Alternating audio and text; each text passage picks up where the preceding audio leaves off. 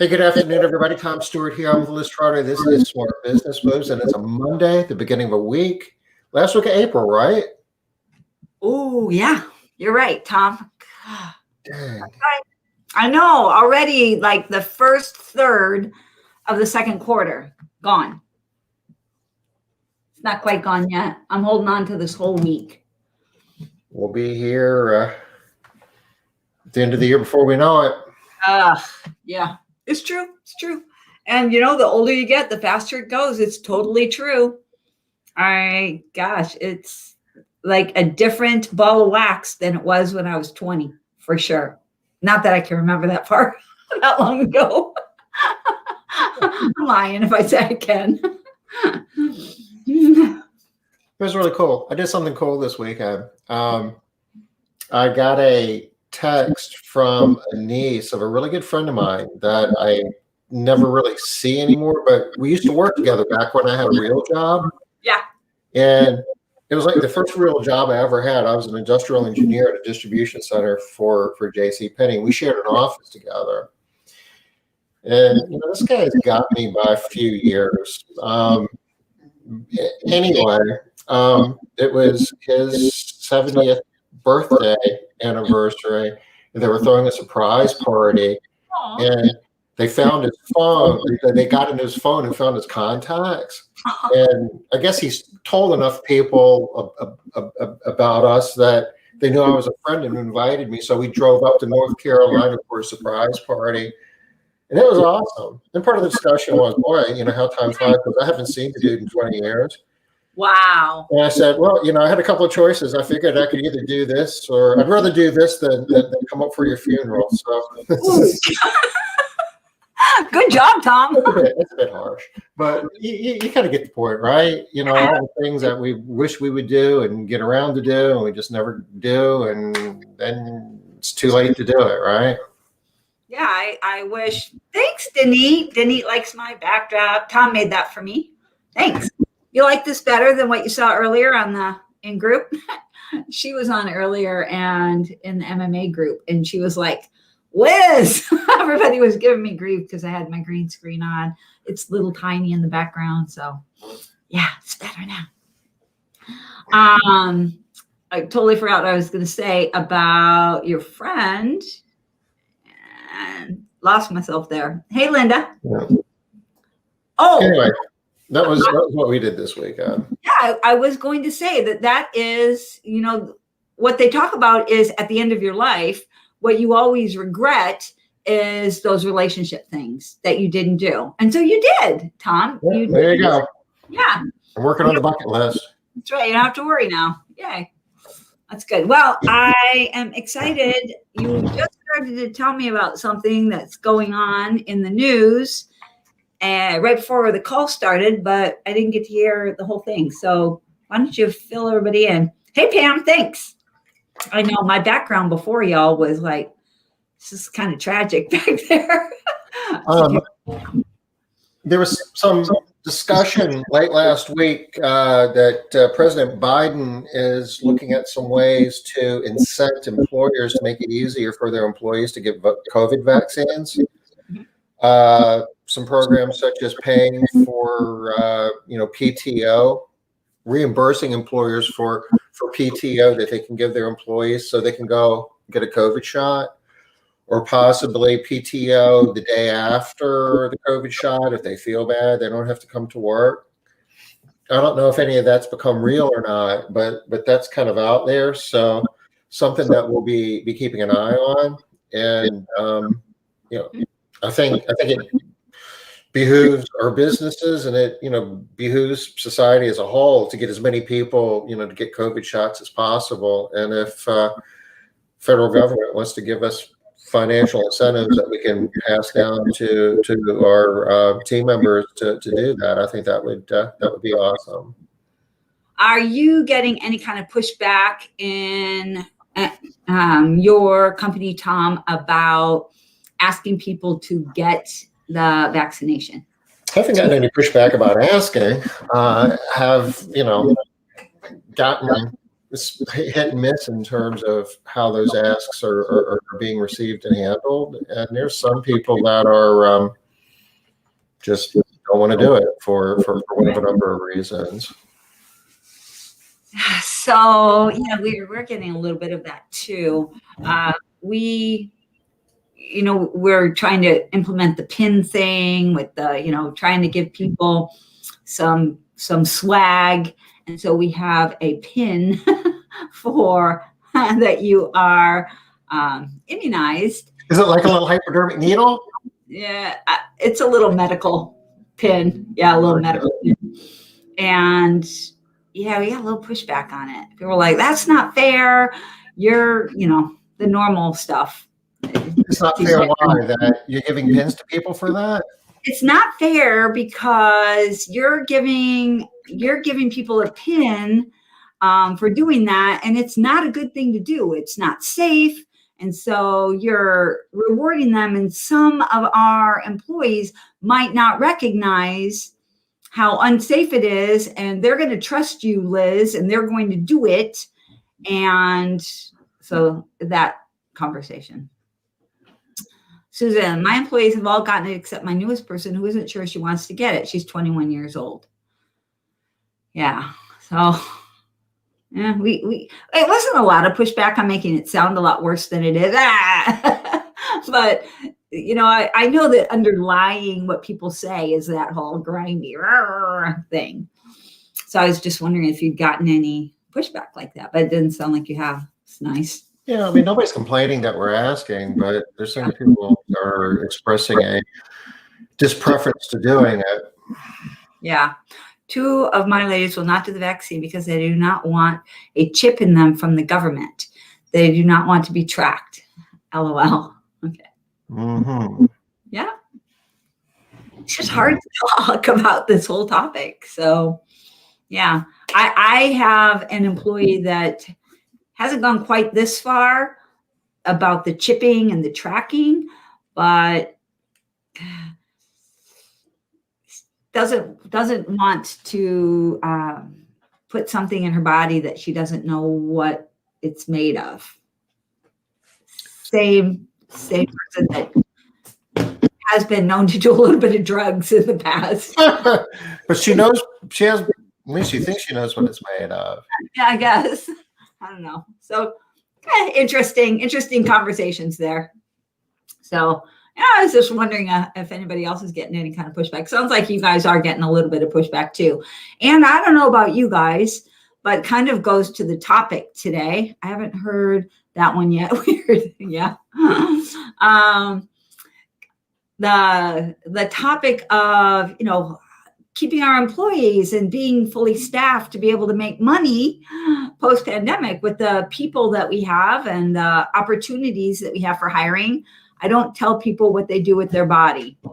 Yeah, I don't tell them what they do with their body either, but I'm definitely asking if actually, I haven't actually asked either. I have done what I consider to be a very, very light incentive. I didn't really think a pin would be that big of a deal.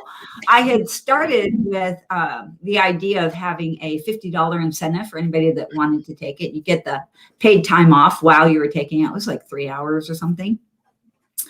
And a $50 incentive, but people thought that was not a good idea. So I just did the pin, and I didn't think the pin was going to be such a large incentive to frustrate people, but I should have known better. People do love those pins. So anyway, this goes to the topic of today, Tom, of, working with people in this new age, this new time, this unprecedented time, even though we are through the biggest part of the pandemic for sure. It is still very much an unprecedented time in history. Wouldn't you think, Tom? Absolutely. Things are just not the same. And I don't know about you. You're vaccinated, Leslie. High five.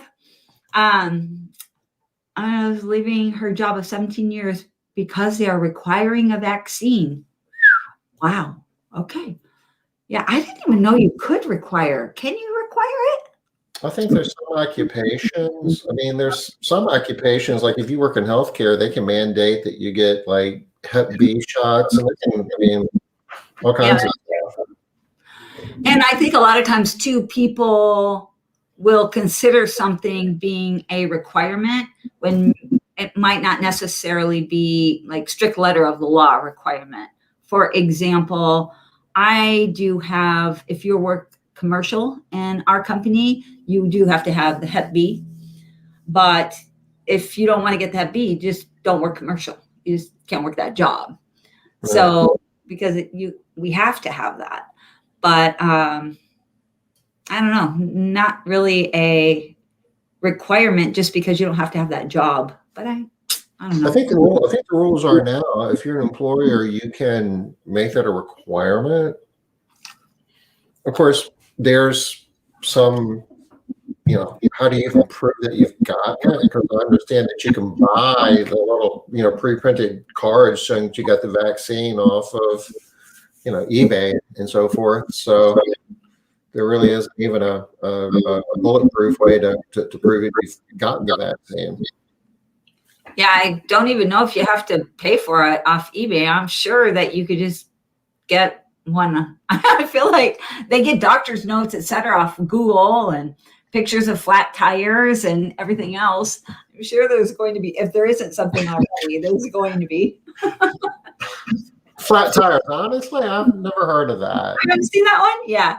So that happened on somewhere, a group that I'm a member of. They are giving her unpaid leave starting July 1st if no vaccine.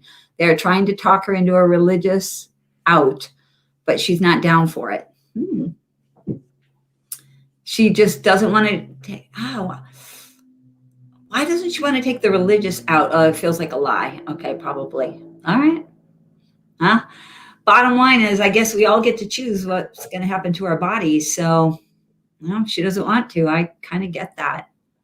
Yeah, not kind of. I do get it. I also get the employer's responsibility to the people. I mean, I don't know what job she's in, but I'm assuming it's a job where they feel they need that. That's tough. That's tough. So it's a tough position. I think it's similar to people that don't want to, not exactly the same, but similar to people that don't want to give do a drug test because they don't feel like they should have to. It's not your business what's, you know, in my body. But you know, some businesses feel that they need to have that. So I'm one of them. Elder care. Yeah. So, I mean, it's to protect a vulnerable population, and that's a rational thing. I do feel like that's rational as well. Tough. Sorry for her. I think a lot of our buttons are being hit through COVID, right? A lot of our irritations. You were touching upon it being an unprecedented event. I mean, there's a lot of unprecedented events that have spun out of COVID, and even though the pandemic itself is, at least in this country, is starting to taper a bit. Yeah.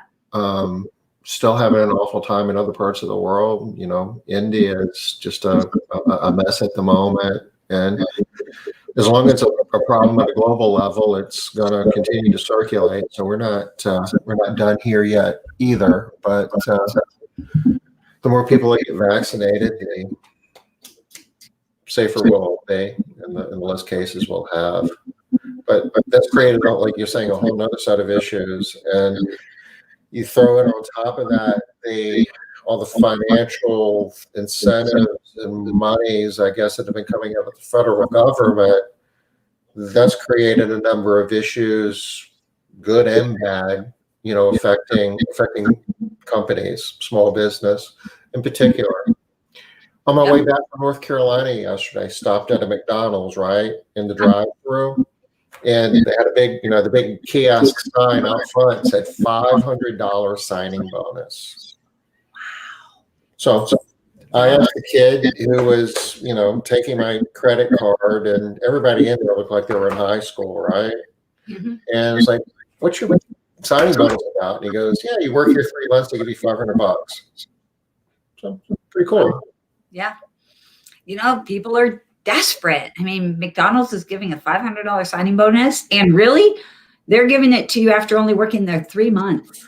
And if you think about it, if you're working full time, 40 hours a week in 3 months, that's about 500 hours. Yeah. And none of those kids, I mean, they were, I'm sure they were going to school or other things that are all part time. So that's probably an extra $2 an hour they're getting with that bonus if they make it Yeah. for 3 months. Yeah. Well, good for them if they can get it. I mean, definitely we're all having to do what we can do right now to be able to employ a workforce, the people that we need to be able to get the work done. I was sharing with you, there was a McDonald's in Tampa that was offering $50 to come in for an interview, and they were having a hard time getting people to even come in for $50 to just talk to them. Wow. That wasn't me you were talking to, Tom. Wow. Okay. Wow. I had not heard about that. Okay, you guys. So see, aren't you feeling a little bit better? Yeah. You're not able to get your life could suck more than, somebody else's life is worse than ours, right? I do think it's going to be harder to, as hard as it is to get people to want to clean houses, definitely I think fast food is harder. We definitely have benefits over fast food jobs. Although I think that they're having to change and flex a lot too, and make changes. Well, prices are going up, wages are going up. It's crazy what's happening to prices at fast food places. The dollar menu is no more. Yeah. Do they have a dollar menu? No. Is it gone? I believe so. I mean, I'm saying that. I just can't imagine. At Jack in the Box, they still have like their 2 tacos for $1 or something. Pretty sure Tim said he ordered them the other day. Maybe it was too itty bitty. It's Olympia. What do you want? Okay. We've only got 12 people here, so. All right. Well, today I wanted to talk about something that has to do with some changes that you probably are having to make because of the pandemic. We have 4 trainees, and I attribute that to culture and pay. Yay, Leslie. That's awesome. Yay. I'm happy for you. I do know a lot of people that are having or not a lot of people. I do know people that are having luck at hiring. And so I've been picking a lot of brains and finding out what is working, what isn't working, what people are doing the same, what they're doing different. And culture does matter. Pay, absolutely. Now more so than ever. I mean, culture always has mattered, and to some degree, pay has mattered. But I think that we're in a cycle right now where pay is probably, there's more sensitivity to that right now than there has been, certainly pre-COVID. Absolutely. What we were talking about is there's always sort of these 4 things. There's culture at the top, and there's pay at the bottom. And pay is important, but it's not the most important thing. Culture was always the most important thing. And now it's flipped. Now pay is at the top. Right now, culture is still there, but it's just not more important than pay anymore, where it used to be. So anyway, I wanted to talk today. I get a lot of questions. People reach out to me and ask me for interview questions. They ask me about interviews a lot, and they want to know about different interview questions. And I always skirt question. You guys have seen me do it. I'm like, well, kind of depends. What are you looking for? Who are you hiring? Blah, blah, blah. It's situational. Yeah, situational. We have people starting with us and then taking another job within weeks. Yes, Robin, I know this is lousy. Culture and pay for new hires, but to keep your current staff. It's funny, both of these people, Robin and Linda, are both, I know, working really hard on retention right now. And the one other thing that we keep hearing more and more, and we're actually started working with a consultant who I've known for a long time. We'll have to get him on Smart Business Buzz because he does a lot of work with the Department of Labor across the state in South Carolina. He has access to all these really cool statistics.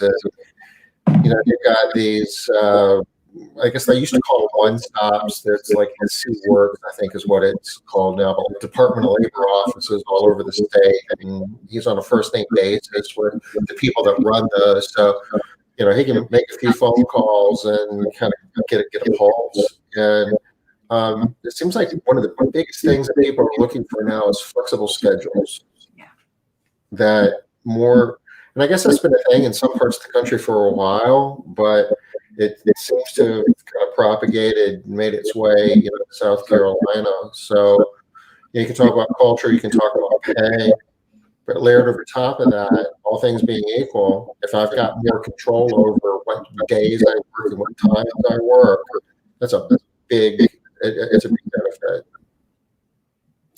A lot of feedback in the mic, I think, when Tom is talking. I hear it too. It wasn't bad, but I did hear it too. Thanks, Susan.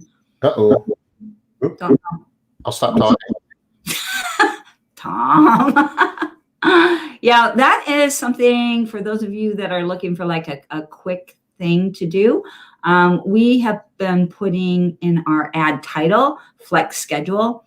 And then I think we all are doing this right now, right? The top 10 benefits of working for our companies. That's like front and center. And that is one of our top 3 is flexible schedule. I think we call it flex schedule, design your own schedule or something like that. Design your own, something along those lines. Yeah. Don't stop talking, Tom. Yeah, I'm with you. But the cool thing about that is, or the challenge for that is, what processes do you have to change in your production planning and scheduling in order to make that happen? It's easy to say flex schedule, but okay, well, how am I going to run my business and meet the expectations of your clients, your other team members, and just the needs of the business in order to, you know, satisfy the demands you have and generate enough revenue in a profitable way in order to make it worth your while to do it. And especially if it's something that you're going to do brand new, like you're saying, Tom, then yeah, don't just shove that onto your ad. We had that discussion today. It's like, yeah, go ahead and put it in the ad. That's awesome. But what the heck are you going to do with it once you hire some people and that's their expectation? Yeah. So we should probably talk about that another day, because today it's 2:24. I do want to get to interviewing. Anytime, though, Liz. Come on. Sorry. All right. So first thing I want to talk about is with interviewing.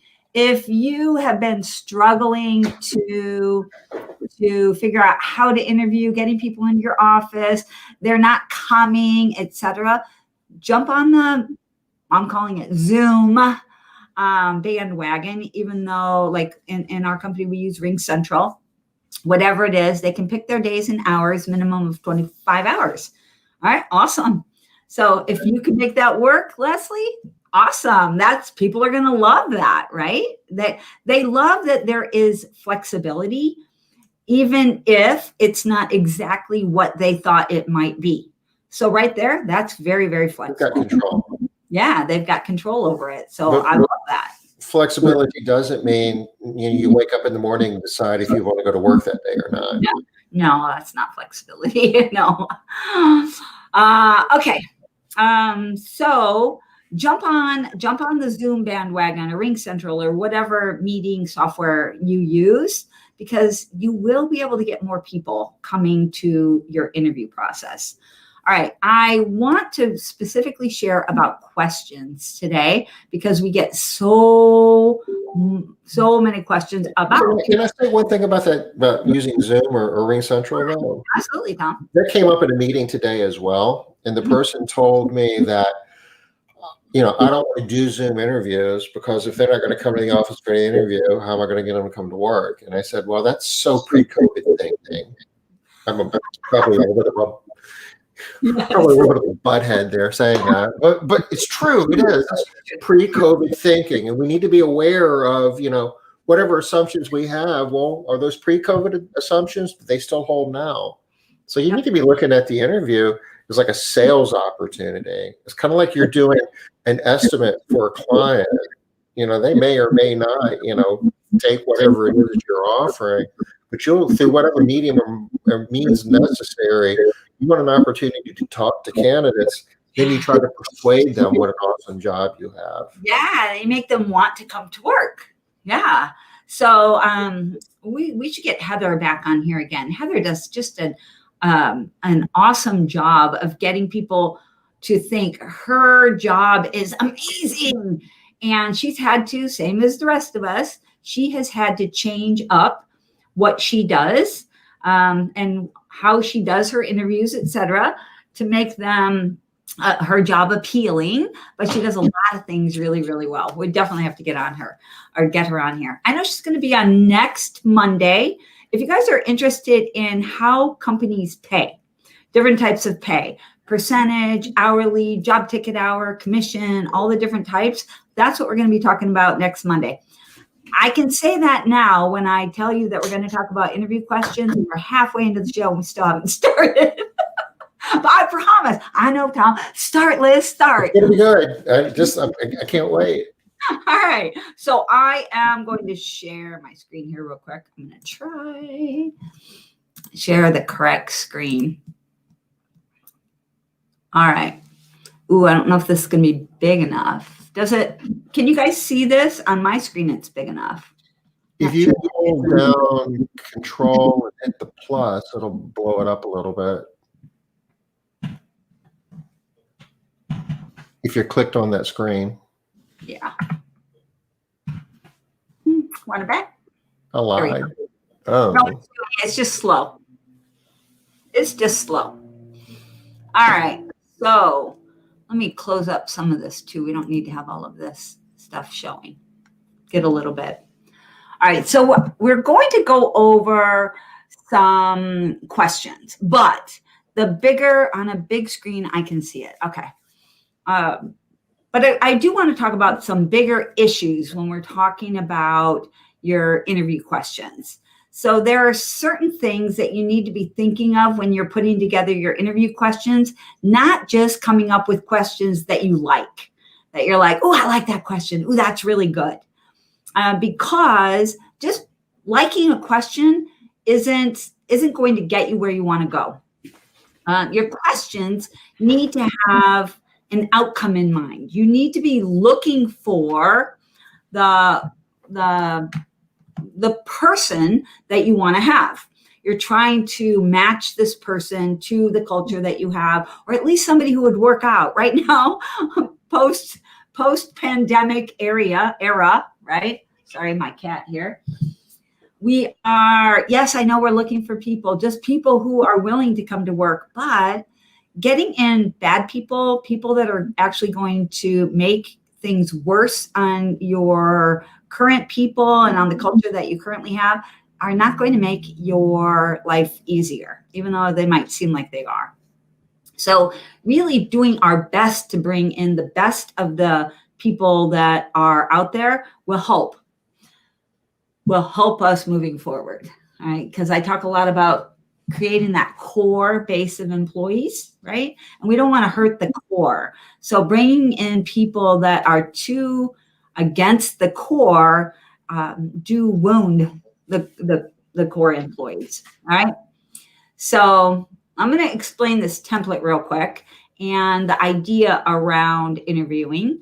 And if you guys have any questions, go ahead and chime in over here. In the chat. Is column C is hidden? Is that where the actual question is? I don't think it's hidden, Tom. I think it is just, maybe it is hidden. I'm looking for the question itself because you've got the possible answers and how to score it. It is hidden, Tom, and I don't know why it's not there. Let me try and extend it. Nope. And you are using Google Docs. So why don't you highlight B and D above? Okay, and now do the right hand click. All right, so here are our questions. Oh, I see what I did. I see how I did that. All right. All right. So the first thing that I want to talk about is know what it is that you're looking for in an employee. And I have a whole bunch of different examples here. These are not necessarily the examples that I use in my company, but these are questions and examples down here on the left: caring, resilience, conflict resolution, initiative, things that you might care about in employees for your company: reliability, flexibility, organization, getting results, accountability, coachability, communication. I have a whole bunch of different examples for you. Before we actually get to the examples, though, I want to explain how this is sort of set up. Right, so down here at the bottom, you're going to see two things. You're going to see questions, and then you also see a scoring tab, two tabs: questions tab and a scoring tab. And the scoring tab is really, really important. And if you look here on this spreadsheet, you see that we have the questions, and then we have up here, we have the score: 3, a 2, a 1. Let's go to the right here. And then we see this column that says CQ. The CQ stands for clarifying question. And then over here, we have the final score is we'll put in our final score. And these are the clarifying questions. And then the next column after this is notes. All right. Let me explain about clarifying questions real quick. When you ask this question, the questions that you're going to be asking, sometimes people will give you an answer that is kind of flat. When they do, you can ask a clarifying question, something that will help them to expound upon their answer, give you a little bit more. The reason why these questions are written here is there are some laws around interviewing that you can't ask some people questions if you don't ask other people those same types of questions. These questions have all been cleared through my attorney as questions that are okay to ask anybody. Putting all of these clarifying questions onto your document, if you ever have to justify your hiring, and these are the questions that you use, you can show how you ask these questions periodically throughout all of your interviewing, can save you some trouble, some potential trouble. Because if you find that you're asking questions, you can find yourself asking questions that maybe you shouldn't be asking. Like, I'm trying to think of a good one. I'll think of one as we're going. I'll come up with one. But these questions are all very, very safe questions. Yeah, there's certain questions that from an EEOC standpoint, you just don't want to ask, because by asking it, you're getting information that then could be turned around and claim that you didn't hire me because of some EEOC issue, which may not be founded at all. But just by the fact that you asked the question would indicate that it implies that it factors into your decision-making process. And how can you prove that it didn't, right, if you ask the question? So also another piece of this is if you have somebody else asking your questions or doing the interview for you, Child Care Solutions is a really good one. A lot of times what will happen is you'll get your interview person will be flat. They will only be able to ask the one question. They won't know how to jump off a question. So if you give them some clarifying questions, then they can also jump off without getting in a danger zone. All right. So, I'm going to drop a link that might be useful in terms of questions not to ask and the way to ask them. For most questions that you're not supposed to ask, it's not so much about the question, but it's the way that you ask it. Yeah. Don't ask if you have daycare, because that's kind of bad, but you can ask, because that's going down a path that you don't want to go, but you could just ask, are there any reasons that you might not be able to come to work your normal scheduled time? And especially after going through the types of behavior-based interview questions that you're talking about, because one of the objectives I think that you'd be going for here, Liz, and asking these type of questions is just trying to get people to open up a little bit. These are the type of questions that make people talk. Yep. And once they start talking, they get a little more comfortable. And once they start getting a little more comfortable, they will be talking and sharing things with you that they might not share with you. Yeah.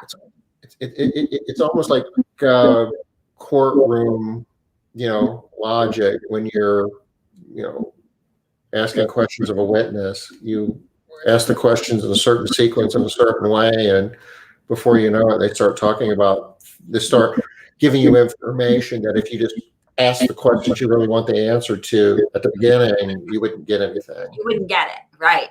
That's exactly the point. When your people are being interviewed, your applicants are being interviewed, they already have an idea about what they're going to tell you. They already have an idea about how they're going to present themselves and what they want you to think about them.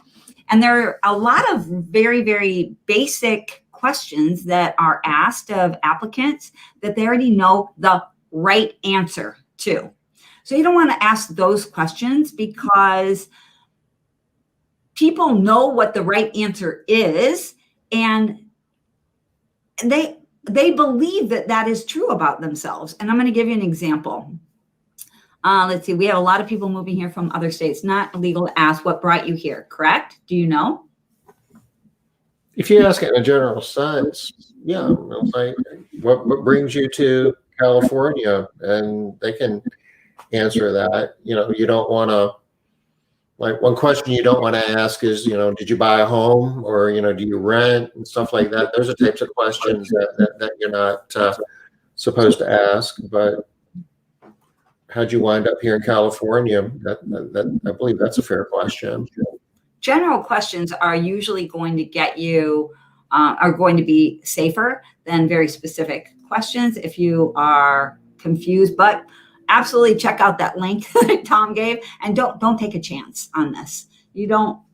And people are much more sensitive nowadays than they were pre-pandemic. I think you guys all know that, right? People are much more sensitive.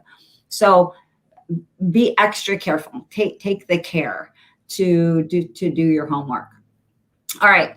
So what I want to talk about with this spreadsheet that I'm looking at right here, that you guys are looking at, is that you decide what the answer is to your question before you ever ask the question. So what you'll see here is this answer, or these answers, will get this person a score of 3.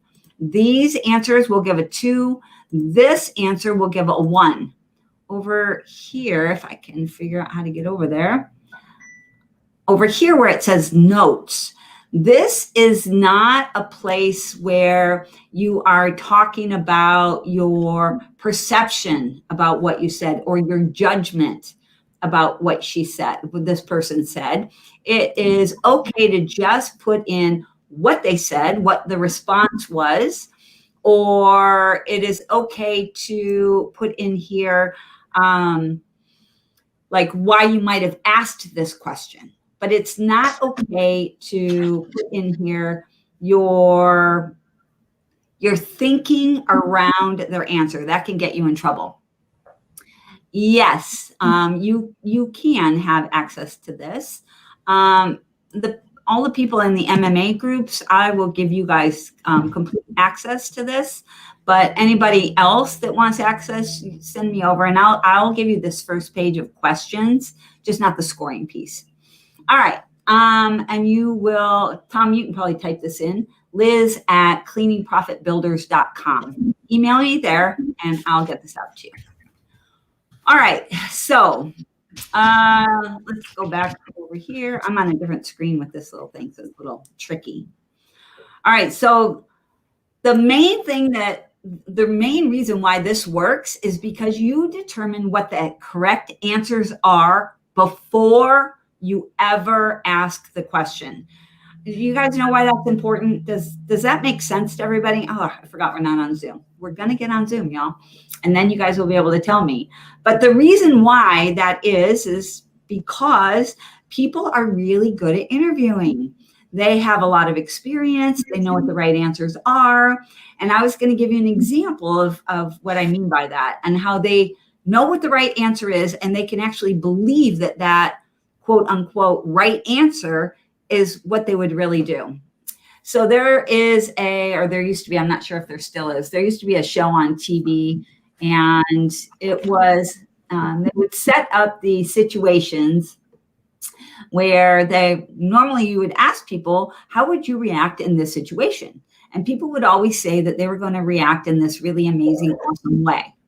So they would act out these situations. For example, you see a 3-year-old crying on the side of the road, and what would you do? And, the vast majority of people say, I would stop and I would find out what was going on and see if I could help her. But when they actually filmed this situation, they found out that the vast majority of people did not stop. They were in a hurry. They didn't even notice the little kid. If they did notice, they looked around to see if somebody else was going to handle her, and then they just kept walking. But we really believe that we would stop. So some of you right now are thinking, well, I know I would stop. Right? Because we all feel like we know we would stop. Yeah, I find that hard to believe that, it's like, unless it's like, Liz, you got this. It's like, okay, come on. I mean, but like if nobody was there, you're just hard to believe. So hard to believe. And one of the things, I used to love this show. One of the things they did was they have a really cute little girl, whatever her look was, I don't know, blonde hair, whatever, and really nice and neat and tidy, crying. So many more people stopped than the ruffian little boy of the same exact age, but dirty and making noise and rubbing his head. People didn't stop for him, y'all. They didn't stop for that little kid. They didn't like him. They didn't stop for him. They stopped for that cute little girl, though. So anyway, my point here is how we think we'll act is not actually the same thing as what we will do. And I know that you guys all know this. You have found yourselves in situations where you didn't really think you'd act that way, and there you did, but you did, right? Somebody else pointed it out, and you're like, oh, yeah, okay. I really didn't think I would do that. Okay. So trust me when I tell you this, that people think that they will act differently than how they actually act, which is the point of asking questions in one of two very specific ways. So there's two types of questions that you're going to see on here. And one is like, tell me about a time when this thing happened to you. And the reason why you ask the question in this very specific way is when people ask you about a specific time that this happened to them, one of two things happens. They either really tell you about a time that it happened, and you can count on that answer most of the time, not always, but the majority of the time you can count on it, or they get vague. They tell you about a time like this. So they might say something along the lines of, ooh, that was loud. So was that Matt? Loud old voice over there. All right, so we'll use this one as an example. What do you do that makes you a good leader? All right, and this is not a good example because this is not one of the ones that I just gave you. I said I was going to tell you about two types. Let me show you the other one first before I go on. So tell me about a time when you made a mistake or a bad decision. How did you handle it and what did you learn? So a great answer for me that's going to get the top score speaks to a specific example. So something that they really did. They give you an example they tell you about a person or a time. They have some details about it. Otherwise, they might say something like, something generic, like, well, sometimes when I make bad decisions, I have to go back and rethink them. And they're not giving you an example of a time. They're just giving you some generic how they handle bad decisions. And this is going to the right. They're giving you the right answer again. So you want to watch for that and ask for, well, do you have an example of that? And if they do, they'll give it to you. If not, they don't know how to answer this question at all. They're going to give you something in this number 2 category, or they're going to give it to you in this number 1 category. They're going to stay speaking generally, or they're going to say, I don't know. I don't have anything specific. They'll have a reason why they can't give you something specific. And so that would get a 1 score for me. Now, these answers and these columns are for my company, for what I care about and what I'm looking for in my employees. You would not take this spreadsheet and use my exact answers. You would not use these exact answers for 3, 2, and 1, because what you're looking for is not the same thing as what I'm looking for in my employees. Chances are good. Now, there are some things that we're looking for that are very, very similar, but a lot of the things that we're looking for are different to be able to fit in with our culture and our core employees. So that's why you have to design, one of the reasons why you want to design the answers in advance. All right. Another reason why you want to design the answers in advance is because I said people are really good at giving you answers. And there are some people that are really good at doing a couple of things. One is mirroring. Have you guys heard of mirroring? Mirroring is when the person who's talking, you ask a question and they're talking to you, they are acting the same way that you're acting. So if you're acting very calm and cool and asking questions and not using a lot of hand motions, that's how they're going to respond. And when they respond in that way, I'm mirroring now somebody like that, you're going to feel like those people are smarter. They get it. They're just like you, and you're going to like them more. Where if you're a really calm person and somebody like me comes in, it's just like, oh my gosh, all over the place. You're like, I hate this person. I don't even care what her answers are. She's obnoxious. I got to get rid of her. Why would we be looking for something different than you would be for the same job position? Because our companies are different. Even though we are all cleaning, we are looking for different things in how people clean. Some people are looking for very high energy people that are real smiling, going to go into a job and say, hi, Mrs. Johnson, and chit chat with them and talk with them while they're cleaning. Other companies are like, no, I don't want people that are going to talk to my customers at all. I want them to walk in kind of slowly, sedately, smile, hi, Mrs. Johnson, and get to work and smile and nod, smile and nod. 2 very different types of companies. So very different. We have a lot more going on with our team members than just cleaning. A lot more than cleaning is going on. Customer service is huge. How much energy we want people to have, how much we want people to think. You might want people in your company to, every time there's a problem, you might want them to call the office and get the right answer. In my company, I don't want anybody ever calling my office for the right answer. I want them to be able to figure out what the right answer probably is, and I want them to go with that. Do that. And so I have to hire a different person than you do. You have to hire somebody that is really good at just doing what they're told and nothing else. Me, I don't want people that just do what they're told and nothing else. Those people aren't going to be able to function in my environment. All right, that's just a couple of examples, Susan. I hope that's helpful. All right, so I want to, before I go into the questions, I will send you guys these questions, so we're not going to go over them all. But before I get into that, I want to show a couple more things. So on the left-hand side, you see that these are some of these are highlighted. In my company, I have 6 of these that are highlighted, and those questions have to be asked every single interview. So no matter who it is, you have to ask these questions if you are the interviewer, because these are critical for our company. You might want to have those for your company as well. But total on here, there are 18 different questions. Oh, sorry, you guys, about that noise. Sorry.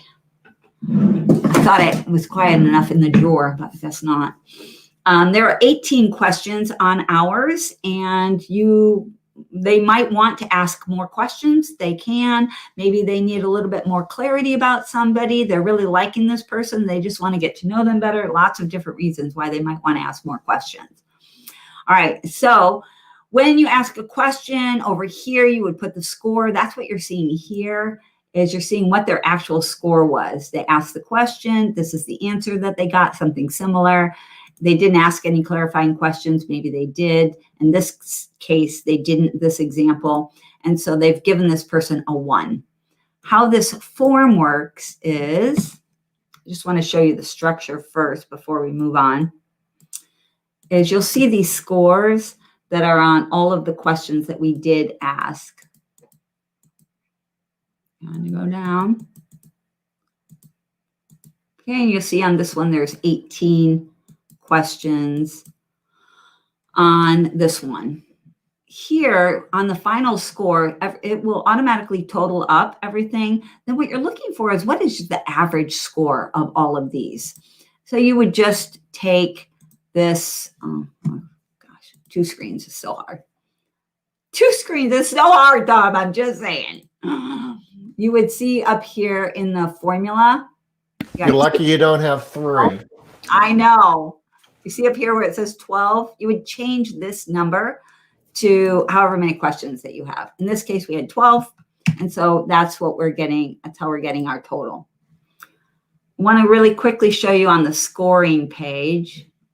For those of you that do, and then we'll hit some questions, do scoring. So first, the scoring of the interview pops in right here. For those of you that do DISC or values or anything else, have them on your scoring page so that you get a total score, and then let the form tell you whether or not you hire someone.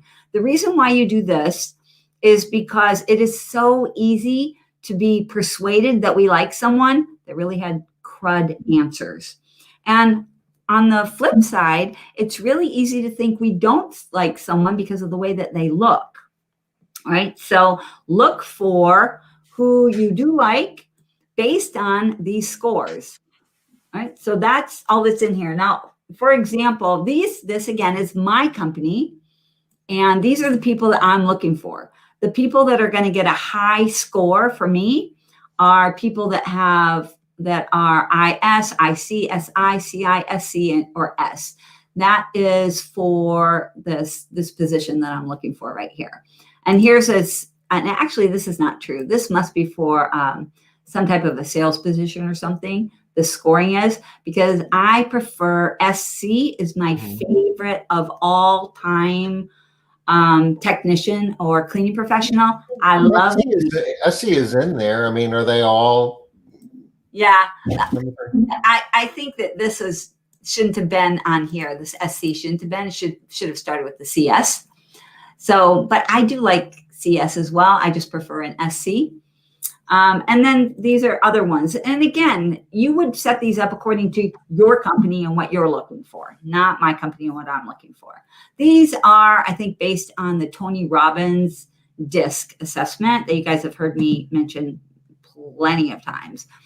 Let's see, employee with the ability to work in a home, not stay hidden while on a job, stay in a bathroom or any room as they don't have the confidence to be. Oh, yeah, that's a really good example, Kim.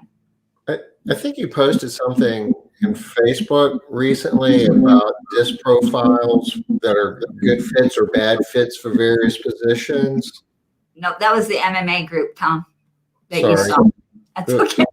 Well, anyway, one thing in there was like, I'm a DC and I was looking, it's like, God, I suck at everything. And, you know, I'm a one there as well. So, well, you're not going to make a good technician, though, Tom. I'm a one-trick pony. Yeah, not going to make a great technician, right? On that same thing that you're talking about, Tom, one thing you might have noticed is SC. There are a lot of SCs. You can't go wrong with an SC, can you? They're very adaptable. They can do just about anything. Yeah, very, very adaptable. All right, so this point that I'm trying to make is just make sure that you're interviewing is is as objective as possible because we just get tricked. If you have had the situation or the experience where you hire someone and then 3 weeks in, they're like a completely different person than you thought you hired, you need to have a more objective system for hiring people. All right, I'm just going to run down a couple of questions here real quick because we only have a little bit of time. Let's see if I can get this up. And I've got 2 relationship building questions. Oh, sorry, y'all. I said there were 2 things. First is tell me about a time where you're explaining the type of question. One is tell me about a time where they're giving you a real life example. And then the other question is around, that works really well, is about their personal belief system. So let me give you an example of one of those. Second screen. And I lost the questions again, didn't I? Okay, Tom, how am I losing the questions? I don't know. Somehow that. It's a Liz thing. Yeah. Well, there you go. Yeah. All right, here's an example. How do you think the average person handles conflict, frustration, and or upset? All right, so this is an example of a question that you can ask where it is not about a specific time that they were in, dealt with this, because they know what the right answer is there. But people are not as confident about understanding what you're looking for when you ask them what the average person does or thinks or behaves. So they will tend to give you a better idea of how they think about the world and themselves in contrast to that. So for example, in this, they might say, how do you think the average person handles conflict, frustration, and or upset? They might say something like, well, I think for the most part that people try really hard to not have a lot of conflict, but if they do, they'll go and talk to the person because they want to make sure that everybody gets heard in a situation, etc. So, and then they'll probably tell you, I'm like that too. So it gives you better insight into how they really are based on using the other people as a touch point. All right, I can't go into more of that because we only have 1 minute left. Hopefully you guys, we left up enough of these questions for long enough that you guys would be able to see a bunch of them. And again, reach out, Liz@cleaningprofitbuilders.com if you're interested in getting a list, and I'll send it to you. And if you want to know more about those types of questions and where they come from, this is basically the source book, the EQ interview. Mm-hmm. This book doesn't have as many. The questions that I'm giving you guys don't have as many from this book as the book Hiring for Attitude. Hiring for Attitude is where most of them come from. And also from Mel Kleiman. Yep, there's the Hiring for Attitude. No. Everything's messed up now.